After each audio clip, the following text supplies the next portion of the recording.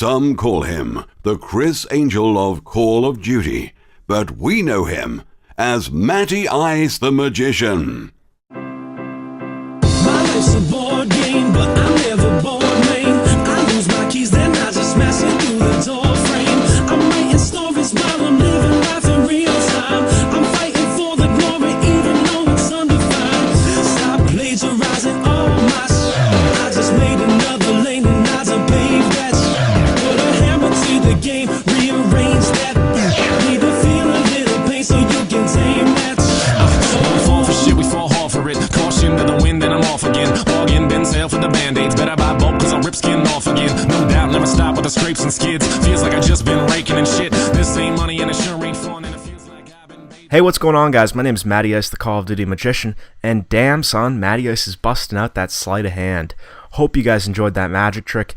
It's one of my most technically difficult tricks, so let me know if you enjoyed it, and drop a like as always. Hopefully, we can hit 150 likes on this video. But anyways, guys, today I wanted to talk about how I got into magic. So, before I get into that, let me briefly introduce the gameplay. The gameplay in the background is a double free-for-all MOAB. Basically, what you have to do to get this gameplay is get a MOAB, call it in, back out, and join the same free-for-all, and then MOAB it again. So it's a pretty tough gameplay, and in my opinion, I think a double free-for-all MOAB is a little tougher than a regular triple MOAB with support in Ground War. So drop a like, let me know if you want to see more of these double free-for-all MOABs. So as I mentioned before, today I'm going to be talking about how I got into magic. So I had two friends in 8th grade, and well, I had more than two friends, obviously, but these particular friends, they were magicians, and they were two twins, and they went around performing magic in school. So I'll never forget this one day. They were just standing in this one corner, and they had a bunch of kids gathered around them, and they were just, I heard these huge reactions. People were like freaking out and stuff, and I went over to see what was going on. So I saw the two twins. They were performing magic. They were doing these little coin tricks. They were showing tricks with cards.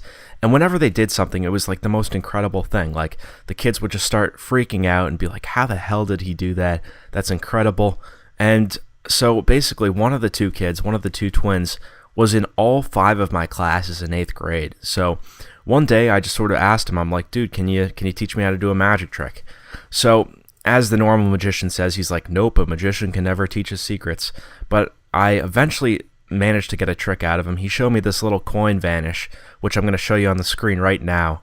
And I learned this coin vanish, I got it perfect, and eventually he showed me another magic trick, and soon enough, every single day in 8th grade, in class, in every single class, he'd be teaching me a magic trick or two. So I learned a lot of magic tricks over 8th grade.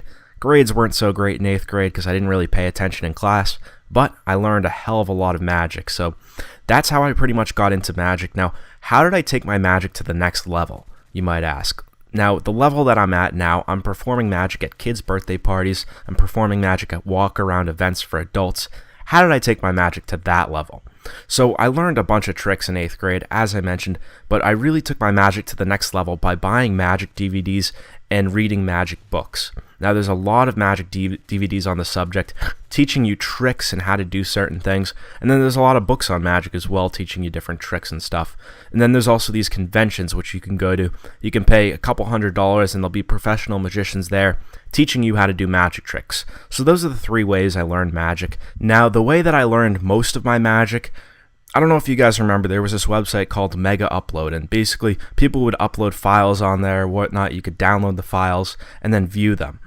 So I was part of these magic trick forums, and there were all these kids uploading and downloading these DVDs on the Mega Upload. So they would link these Mega Upload downloads, and just like everyone else, I'd download the videos, download the magic tricks, and I'd learn how to do them. And I learned hundreds and hundreds of magic tricks in about a couple month period, and that's basically, Mega Upload is one of the sole reasons why I'm, I guess, as good as I am today at magic, because I was able to learn such a large amount of magic tricks in such a short period of time. I didn't really have to pay for the DVDs because you could just download them, and it wasn't the right thing to do, but I learned a shit ton of magic over the past couple months with that. And, eventually when the government shut down Mega Upload, wasn't able to learn as many magic tricks as fast. So while it ethically wasn't the right thing to do, it really helped me learn a lot of magic. And now that the government has shut down Mega Upload, obviously I can't go there anymore.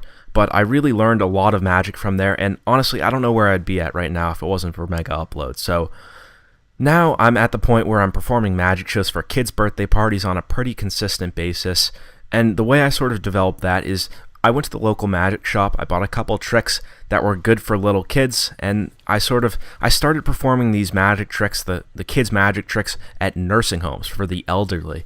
And the cool thing about performing at nursing homes is that it gets you a little practice. You can learn what you're going to say during each magic trick, and also if you mess up, they're not going to notice. Sometimes I remember performing magic tricks for the elderly. I'd mess up completely, yet they'd still be amazed.